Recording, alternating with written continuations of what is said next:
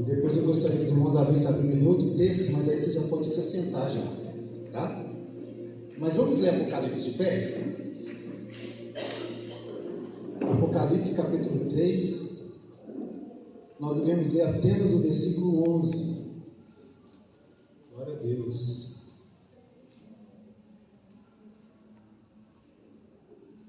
Aleluia. Quem não está com a Bíblia pode acompanhar lá, né? Mas se você está com a sua Bíblia, acompanha na sua Bíblia.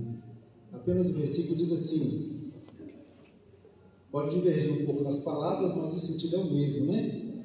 Eis que venho sem demora, guarda o que tens, para que ninguém tome a sua.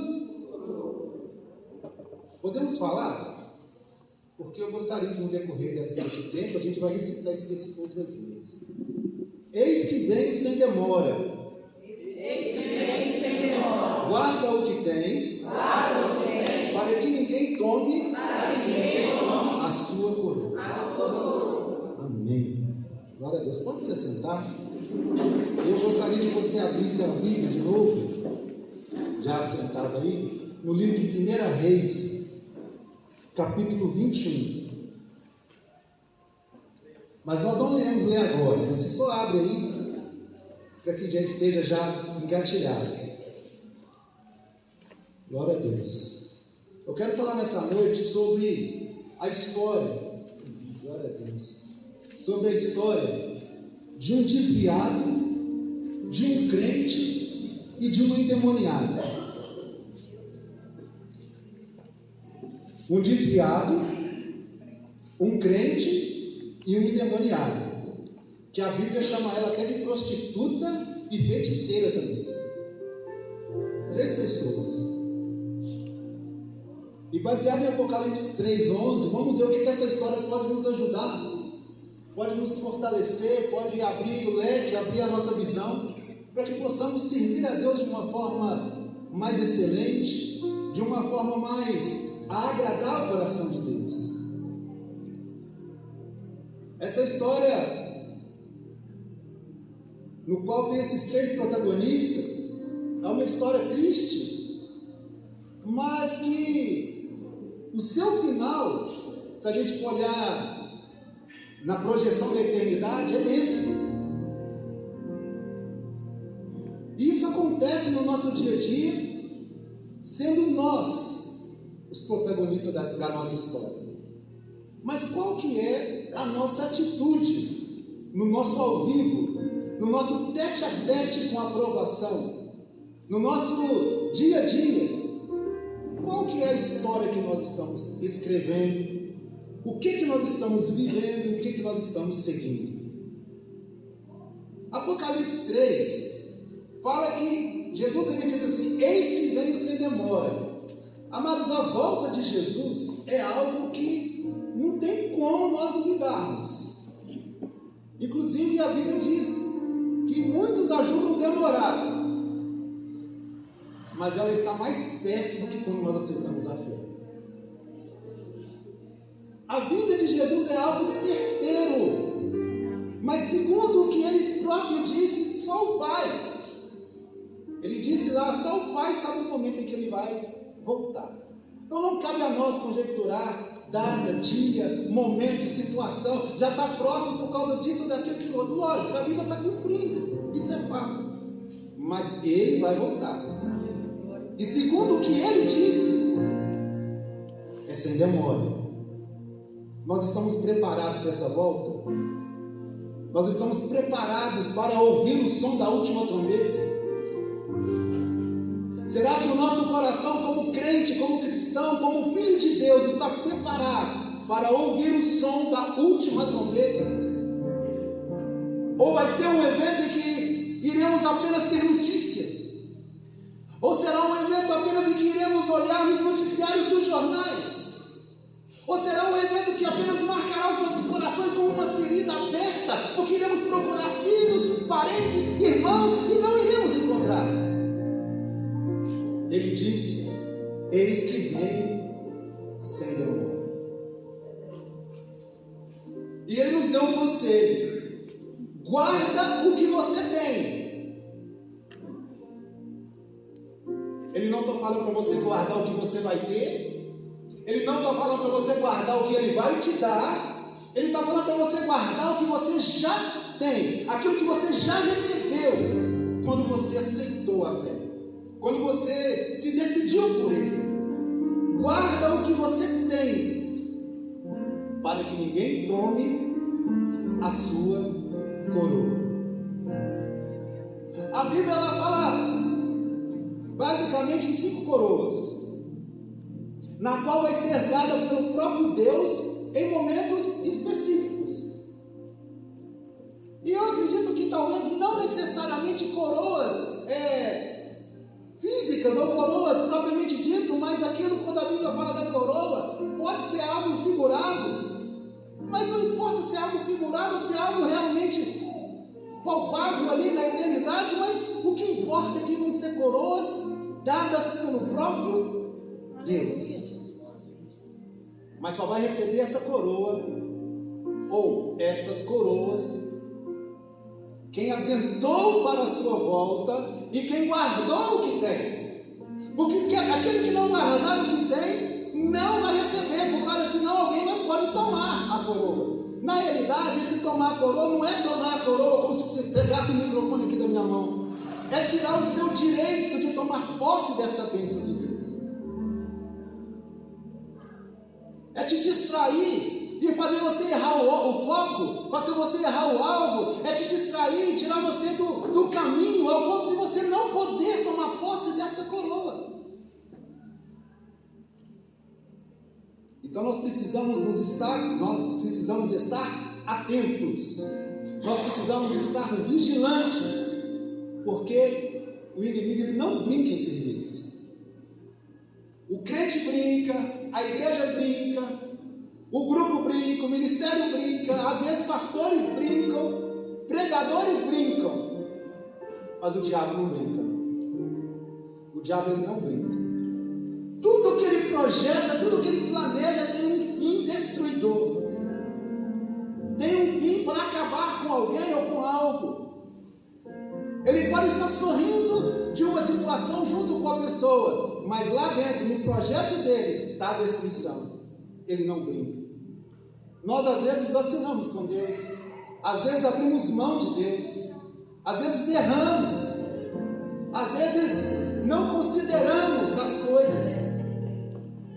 E o inimigo ele ama quando ele consegue distrair uma pessoa, quando ele consegue dispersar uma pessoa. O inimigo ele tem prazer nisso. Bom, pedi para você abrir lá em 1 Reis 21, não é isso? Vamos projetar aqui, Laís. Eu até pedi para abrir, mas na realidade, se a gente conseguir acompanhar aqui, todo mundo na mesma tradução, vai ser até melhor. Tem umas traduções que tem algumas palavras diferentes, embora com o mesmo sentido, né? Olha esse primeiro versículo aí. Esse primeiro versículo aí do livro de 1 Reis, capítulo 21. E sucedeu, depois destas coisas, tendo Nabote, o jezreelita, uma vinha que em Jezreel estava junto ao palácio de Acabe, rei de Samaria. Só o versículo primeiro, por enquanto. Depois destas coisas, para você saber que coisa que é, você tem que ler o capítulo 20. Senão você não vai descobrir depois de quais acontecimentos que aconteceu, que nós iremos falar aqui. Mas para que você não fique curioso, eu vou te contar. No capítulo 20, aconteceu duas guerras. Duas guerras. A primeira foi uma guerra com 33 reis. 33 reis, na qual esses 33 reis sitiaram, cercaram a cidade de Samaria e ameaçaram a Acabe, que era rei de Israel. Acabe, rei de Israel, reinava na capital chamada Samaria, e a capital estava cercada por esses 36 reis e seus exércitos. O rei maior ali daquele grupo seria o Ben-Hadad, um homem artiloso, um homem, sabe, ele queria acabar com Israel. E ele chegou lá e mandou uns mensageiros para Acabe e falou assim: olha, Acabe, olha a artimanha desse rei. Os mensageiros entrou lá para dentro de Samaria e entregou essa mensagem para o rei, e a cidade toda cercada pelo exército inimigo. Acabe, a sua prata é minha prata, o seu ouro, Acabe, é o meu ouro. As suas mulheres e seus filhos são minhas mulheres e meus filhos. E a sua vida, Acabe, é minha vida. Irmãos, que terror é esse que esse homem mandou ali para aquele rei? Olha que terror que foi enviado ao coração de Acabe. E Acabe, desesperado, ele simplesmente enviou ali mensageiros confirmando todas aquelas palavras. Ele estava aterrorizado, ele estava com medo. Não, sim, Ben-Hadad, a minha prata é sua prata, o meu ouro é seu ouro, minhas mulheres, meus filhos são suas mulheres e seus filhos, e a minha vida é sua vida. Aquele homem estava desesperado, porque ele estava cercado, ele estava ali numa situação de desvantagem total. Só que quando Acabe abre guarda e fala com Ben-Hadad toda aquela situação, Ben-Hadad ele cresce. É isso que acontece quando a gente às vezes dá um passo atrás diante do inimigo, sem a direção de Deus. O inimigo cresce para cima da gente. Porque se você dá um passo para trás, na direção de Deus, é bênção. Porque Deus te direciona para frente, para trás, para esperar. Mas Acabe não procurou a direção de Deus, ele simplesmente já deu aquela resposta, se entregando. Então, Ben-Hadad ele cresceu na situação e falou o seguinte: bom, agora eu vou enviar os meus servos e tudo de bom e do melhor que eles olharem dentro da sua casa, dentro da casa dos seus servos, do seu povo, eles vão trazer para mim. O que tiver de bom, o que tiver de melhor, eles vão trazer para mim. Aí Acabe falou assim: poxa, eu falei que eu era servo dele, agora ele vai levar tudo de bom para ele. Porque ao se render, Acabe estava falando assim: eu vou ser seu servo. Pronto. Mas ele ia continuar de posse de tudo, mas ia pagar um tributo, alguma coisa assim para o rei. Só que agora o rei vem querer pegar o de melhor que tinha dentro de Israel, dentro de Samaria, e levar para ele, saquear Samaria. Aí Acabe pega, vai e consulta o povo. Interessante, né? Interessante quando nós estamos numa situação e a gente consulta o irmão, consulta a irmã, consulta o patrão, consulta quem é. Mas esquece de consultar a Deus. E Acabe foi consultar o povo. E o povo falou: não, você não vai fazer isso não, ué. Tá doido, você está ficando doido. De jeito nenhum. E pela misericórdia de Deus, Deus levantou um profeta no meio daquele povo. Ele não queria consultar Deus, mas Deus estava no meio do povo e o profeta falou: olha, eis que eu vou entregar esse povo nas suas mãos, Acabe. Eu vou entregar esse povo nas suas mãos. Era algo impossível, mas Deus prometeu: eu vou entregar nas suas mãos. Pega os jovens lá, os líderes das províncias e vai. Eu vou entregar nas suas mãos. Acaba com tudo, mata tudo. E ele foi. Venceu aquela guerra. Mas aconteceu um fato. O rei Ben-Hadad, ele saiu correndo no cavalo e ó, perna para quem tem. E se escondeu. O exército todo derrotado, a vitória do povo de Deus, Acabe vitorioso, e de repente eles acham aquele homem. Achou aquele homem e aquele homem falou o seguinte: olha, eu vou ser servo. Ele colocou pão de saco, ele estou resumindo a história. Eu vou ser servo de você, Acabe. E o que aconteceu? Acabe colocou ele no carro, o seu carro de rei, né? O seu carro de soldado ali, mas de rei, real, e perdoou aquele homem mediante uma aliança com o inimigo. E Deus não se agradou, porque Deus não quer que nós façamos alianças com quem Ele manda desfazer. mandou acabar, não é para aliançar. Se Deus mandou afastar, não é para se ajuntar. E Acabe fez uma aliança com Ben-Hadad, recebeu algumas terras na troca dessa aliança e deixou ele com vida.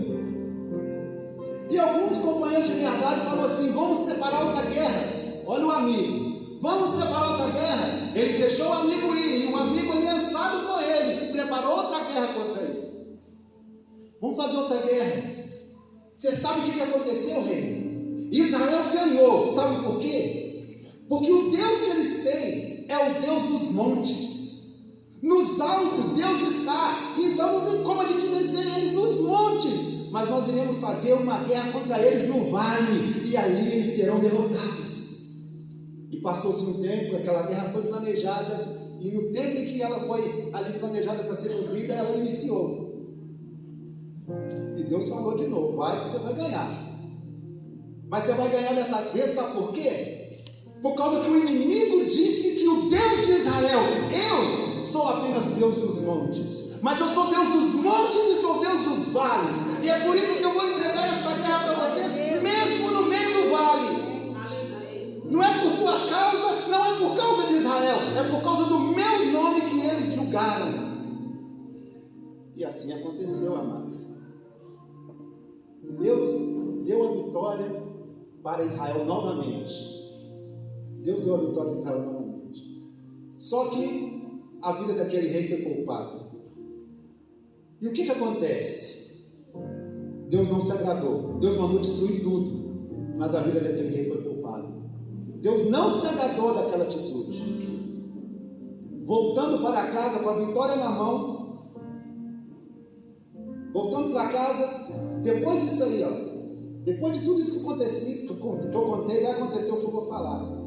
Ele foi embora para casa, um profeta chegou na beira do caminho e profetizou para ele que ele estava errado diante do Senhor e que ele ia pagar com a própria vida, porque ele não obedeceu a Deus. Então, depois de uma vitória maravilhosa, ele foi para casa derrotado por causa da mensagem profética.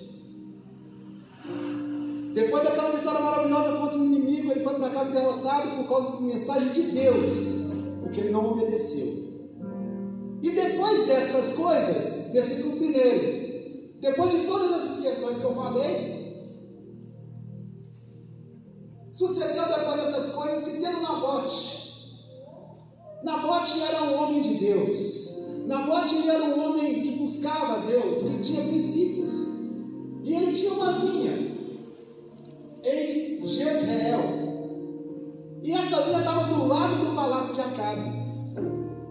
Olha só, Acabe com experiência com Deus, mesmo pela misericórdia, experiência de vitória com Deus, mesmo Deus deixando claro que não era por causa dele, era por causa do nome do Senhor, mas ele tinha experiência de vitória com Deus. Ele sabia que era só obedecer que Deus dava vitória. E ele estava lá no palácio dele e de repente ele percebeu que do lado tinha uma grande plantação de uva, mas aquela plantação pertencia a esse homem chamado Nabote, pertencia a esse homem. E o que acontece?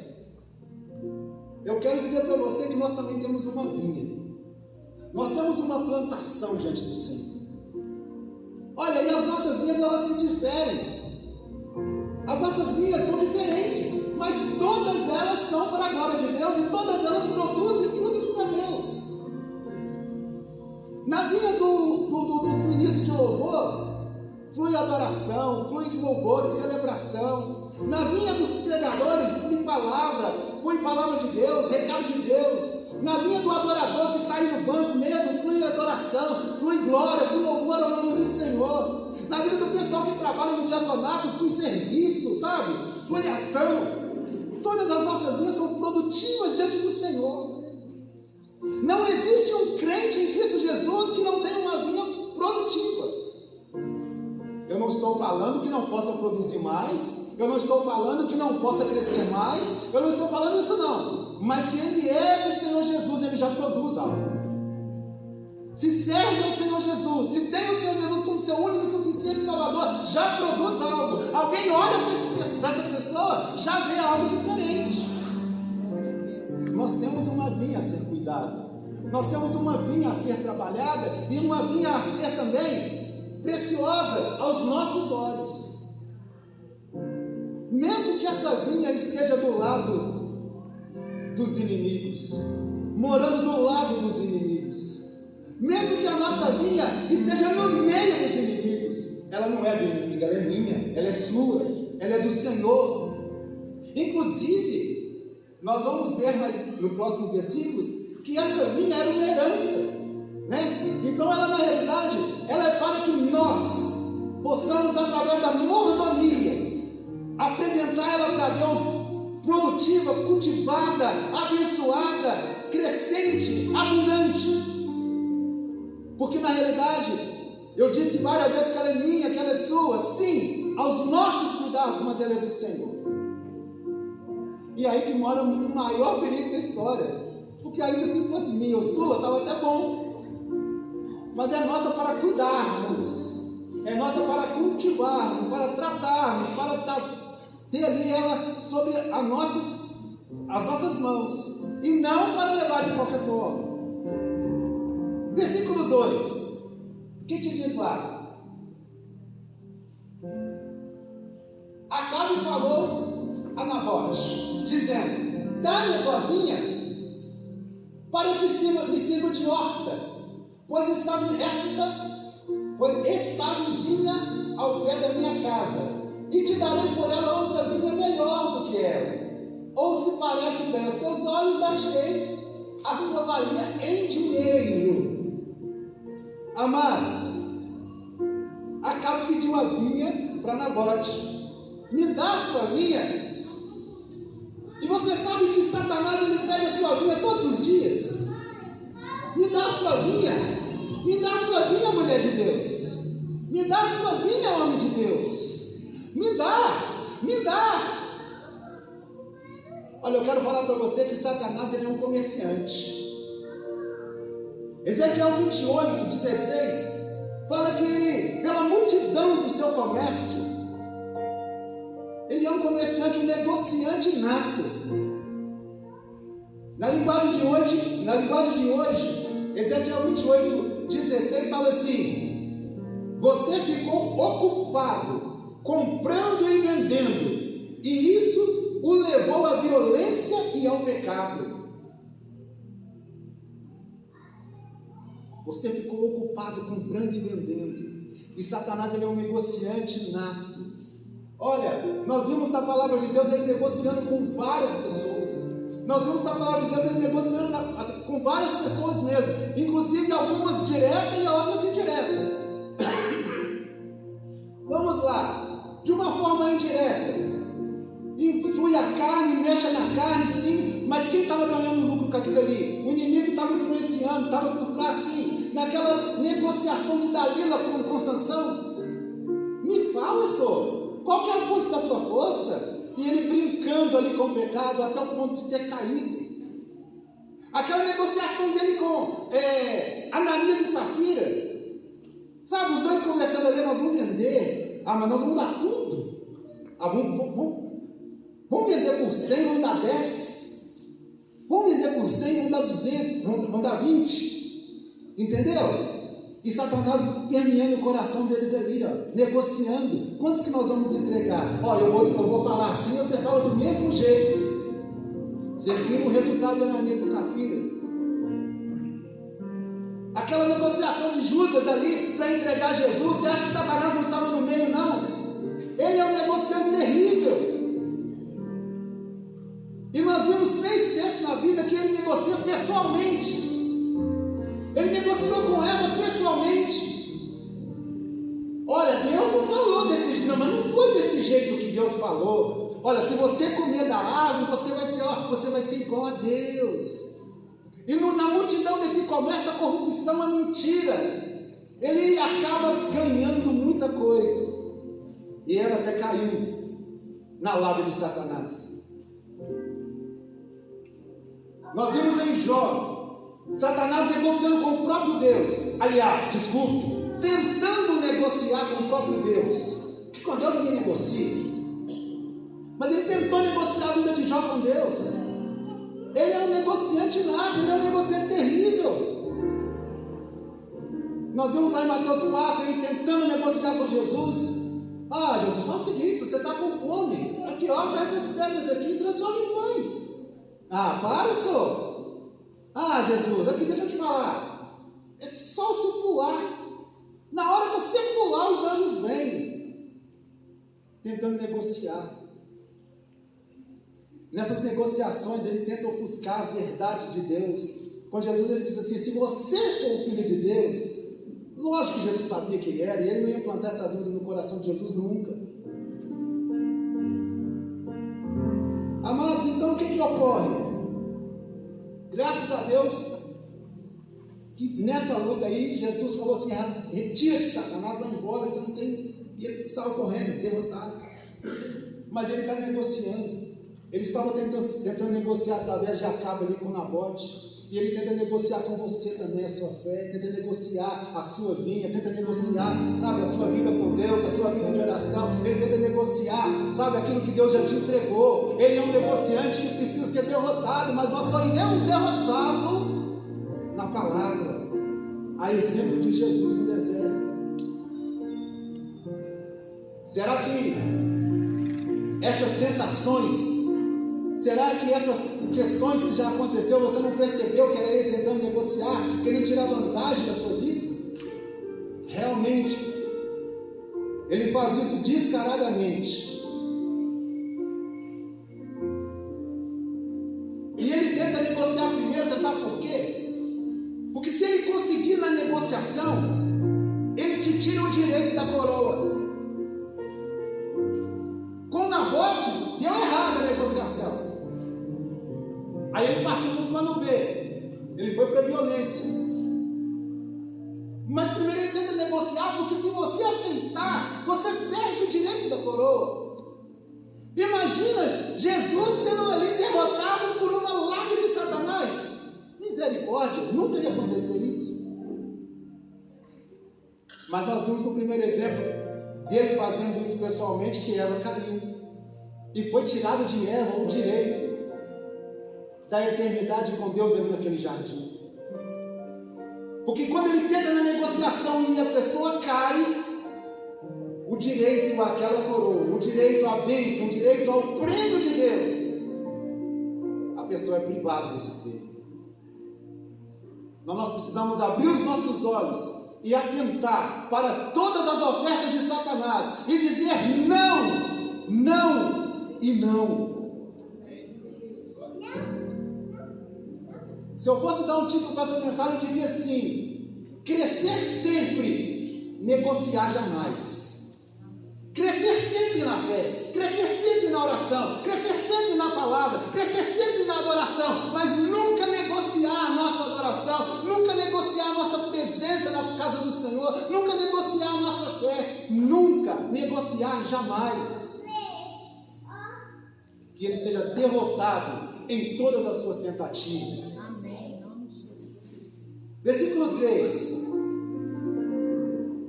Porém Nabote disse a Acabe: guarda-me o Senhor, de que eu te dê a herança dos meus pais. Nabote respondeu desta forma: guarda-me o Senhor, de que eu te dê a herança dos meus pais. Aquela vinha era uma herança dos antepassados, dos pais, dos avós de Nabote. Quando a terra de Deus foi dividida entre o povo de Deus, a família de Nabote recebeu aquela porção. E nunca que ele poderia negociar aquela terra, até mesmo por questão da memória dos seus antepassados. Era uma herança. E a Bíblia nos fala que nós somos herdeiros de Deus e co-herdeiros com Cristo. A nossa vida está em Deus, a nossa vida de oração, a nossa vida de adoração, a nossa vida cristã é uma herança daquilo que foi conquistado na cruz. Não seria possível adorar, não seria possível servir a Deus, não seria possível estar na casa de Deus, não seria possível estar aqui nesta noite se não fosse o ato que nós celebramos aqui. Somos herdeiros de Deus e co-herdeiros com Cristo. Então nós não podemos negociar a nossa herança. Nós não podemos negociar aquilo que nos foi dado, que foi colocado em nós, foi implantado em nós. Nós não podemos negociar o reino de Deus que foi repartido em nós, foi colocado dentro de nós. E ele disse: olha, guarda-me, Senhor, de fazer isso. Nunca que eu vou fazer isso. Nunca, de maneira alguma. Nós precisamos entender que a herança de Deus é algo que Ele plantou, mas que cabe a nós cultivarmos, para que cresça, para que floresça, para que multiplique, frutifique, para que dê frutos diante do Senhor.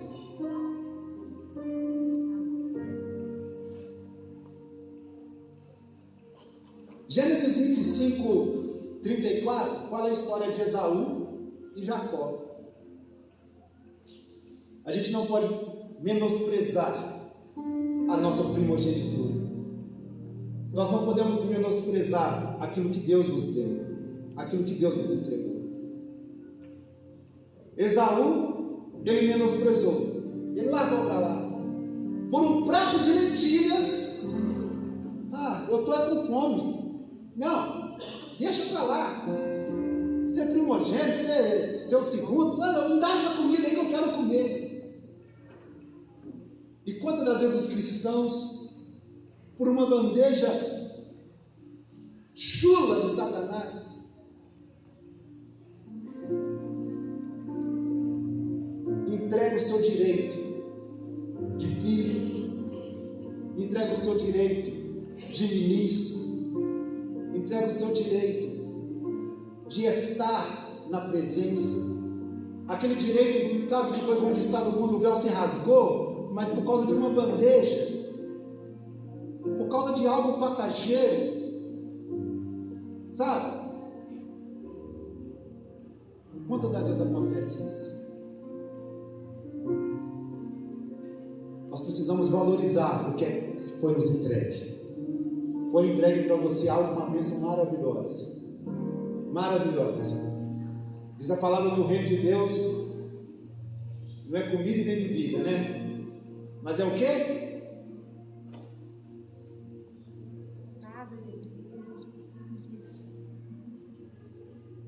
Paz, gozo, paz, alegria do Espírito Santo. Você tem isso? Alguém tem paz aí? Alguém tem alegria, tem gozo? Glória a Deus. Alguém nessa noite aqui teve o prazer de olhar para Deus e falar assim: nossa, glória a Deus. Na hora do louvor você teve o prazer de falar assim: Jesus, levantar suas mãos. Alguém nessa noite recebeu a presença do Espírito Santo? Entendeu que o Espírito Santo estava nesse lugar? Que está nesse lugar? Você não pode entregar isso aí pelo prato de lentilhas, não. Não pode entregar. O desviado do Acabe entregou. Tinha experiência com Deus, mas ele entregou. Infelizmente. Versículo 4. Então Acabe veio desgostoso e indignado à sua casa, por causa da palavra de Nabote. Essa palavra é difícil, né, irmãos? É esse ali, né, que os irmãos estão lendo. Pela palavra que Nabote tinha falado, dizendo: não te darei a herança dos meus pais. E deitou-se na sua cama e botou-se o rosto e não comeu pão. Acaba pendencinho. Chegou em casa, não comeu, não bebeu, ficou cabisbaixo, deitou, virou a cabeça para o lado da parede e está lá. Eu quero dizer para você que para que nós possamos viver a vontade de Deus, muitas das vezes nós temos que desagradar o mundo, nós temos que desagradar algumas pessoas, temos que desagradar sistemas, às vezes família, para agradar a Deus. Vai acontecer muitas das vezes que pessoas não vão ficar satisfeitas. Quantas pessoas perderam o emprego por causa de um posicionamento cristão? Eu não estou falando ali por causa de uma preguiça ou por causa de uma coisa errada de Deus, é por causa de um posicionamento cristão. Quantas pessoas perderam amizades por causa de um posicionamento cristão? Você está disposto? Você está disposta? A Bíblia fala que, lá em Tiago 4,4, se somos amigos do mundo, nós podemos considerar inimigos de Deus. Se nós tivermos amizade com o mundo, podemos considerar inimigos de Deus. Porque não existe como você ser amigo do mundo e amigo de Deus. Você tem que desagradar o mundo para agradar a Deus. O sistema não pode estar em comum acordo com você, por causa que senão você estará desagradando a Deus. Bom, mediante tudo isso que aconteceu, Nabote ele não entregou a vinha, mas não entregou de forma alguma. Ele não abriu mão da herança, ele não abriu mão daquilo que ele possuía por herança, ele não tinha comprado, ele não tinha pago, ele não tinha feito nada ali com a sua própria mão, a não ser cultivar aquelas terras. Era uma herança recebida e ele não abriu mão. Por causa disso, Acabe fez o que fez, ficou triste, chateado, foi embora cabisbaixo.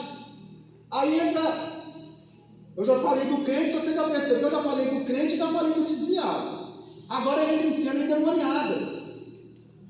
Entra em cena endemoniada, que a Bíblia chama ela de prostituta e de feiticeira. Versículo 4.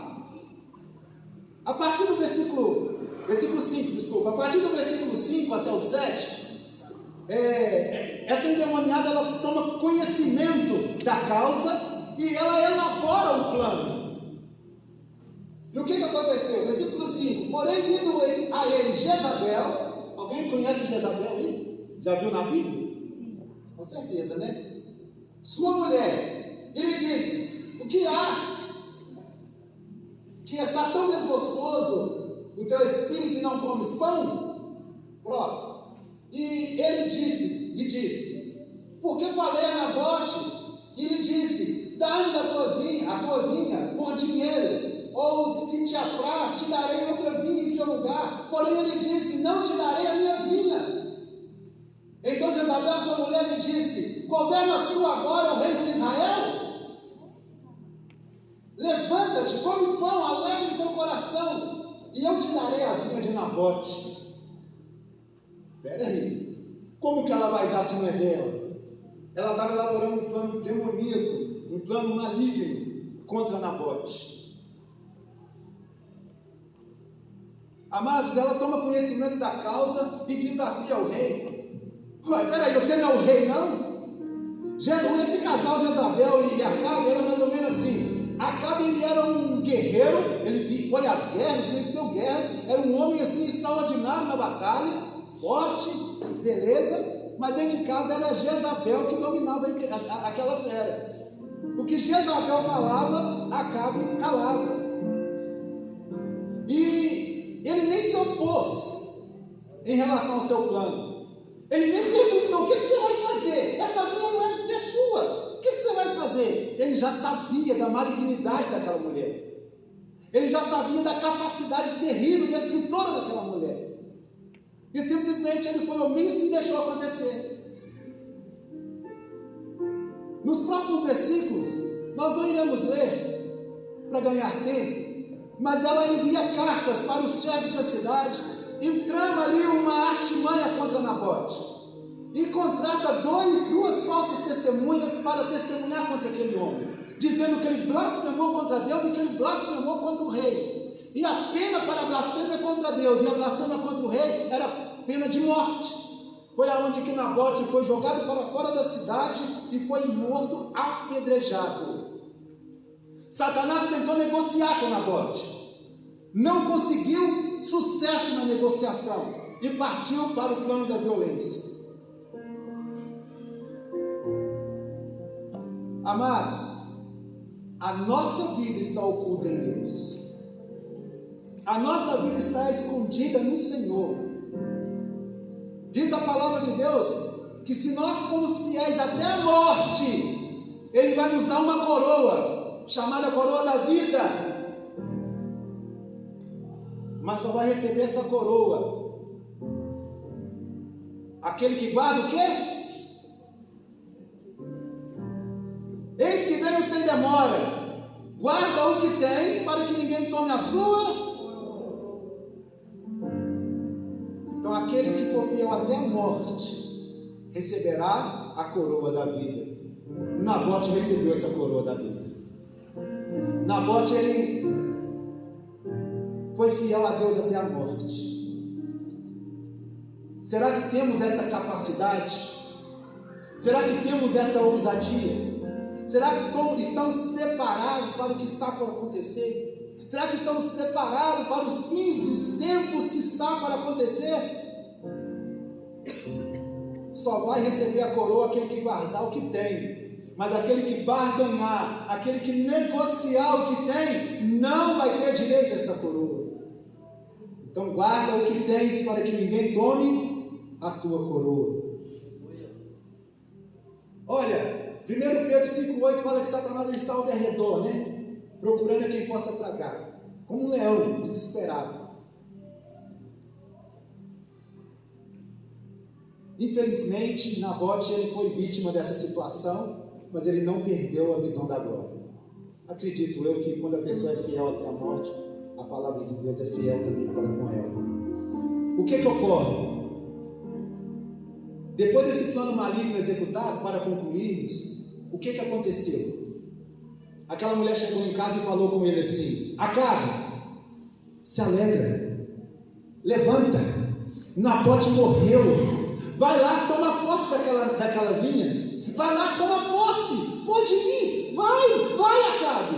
E ele se levantou alegremente, em cima da situação, e foi lá para a vinha de Nabote. E estava lá andando por aquelas vinhas, para lá e para cá, apreciando aquela belezura toda, né? Que agora era dele, não por herança, não por justiça, mas por banho de sangue. E de repente ele olha assim e ele até estremece. Ele dá de cara com o profeta Elias. E o profeta Elias, avisado por Deus, recebeu a mensagem assim: olha, levanta-te, vai até lá, na vinha de Nabote, e avisa para Acabe isso que eu vou te falar. E na hora que Acabe bateu o olho no profeta Elias, porque era um profeta que só profetizava a palavra dura para ele, e devido à desobediência e à falta ali de humildade, era só lenhada. E ali, na hora que ele bateu o olho, sabe o que Acabe falou para o profeta Elias? Você já me achou aqui, você já me achou aqui. Te achei, Acabe. E o Senhor falou que não bastava matar Nabote, mas agora tu vieste tomar posse daquilo que não te pertence, né? E a palavra foi dura para Acabe.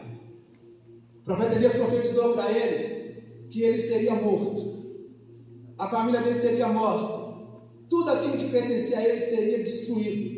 Assim como os reis antigos que aconteceram, que foram um massacre na família de Bazã, na família de Jeroboão, seria também na família de Acabe. E Deus falou o porquê que estava fazendo isso. Foi por causa da maldade dele contra Nabote e a desobediência dele em relação à sua palavra. E assim foi. Se você ler os capítulos 22, 23, você vai ver a situação. Algumas coisas também estão lá no 2 Reis também, para trazer mais luz, né, em algumas coisas. Mas o fato é, amados, você tem uma vinha. Você pode falar assim para você mesmo: eu tenho uma vinha. Eu tenho uma vinha que precisa ser cultivada, trabalhada, cuidada, protegida, para crescer e frutificar para Deus. Crescer sempre, negociar jamais. Toma essa palavra no seu coração. Não negocie, não negocie. Busque do Senhor direção. Qualquer situação que te colocar assim em dúvida, busque ao Senhor, mas não negocie a sua vida. A exemplo desse homem, vamos ser Nabotes dessa geração. Homem que, se preciso for, ele foi até no sangue, mas ele não negociou, ele não entregou aquilo que ele recebeu por herança. A herança de Deus nas nossas vidas é bênção, mas nós iremos ter que dar conta delas também a Deus. Nós somos apenas mordomos do Senhor. Você é mordomo dessa voz maravilhosa que Deus te deu. Você é mordomo, sabe, dessa habilidade de evangelizar. Você é mordomo dessa habilidade de ajudar, de estar junto, de aconselhar. Você é mordomo desse serviço que você presta. Você é mordomo de todos os dons e talentos que Deus te deu. Você é mordomo. Então você precisa trabalhar como mordomo. Cuida. Um dia o Senhor vai chegar e vai falar assim: olha, e pedir a prestação de contas, e você vai ter muitos frutos para apresentar para Deus. E muitos também vão chegar naquele dia e vai ser assim: olha, Senhor, eu não tenho fruto não, porque eu negociei a minha vinha com Acabe, eu negociei a minha vinha, Senhor, com o mundo. Senhor, eu negociei a minha vinha com o meu trabalho, eu negociei a minha vinha. Sabe, muitos vão ter essa fala. Mas não seja você uma dessas pessoas. Seja você um nabote de Deus nesta geração em que vivemos. Em nome de Jesus. Jesus te abençoe em nome do Senhor. Em nome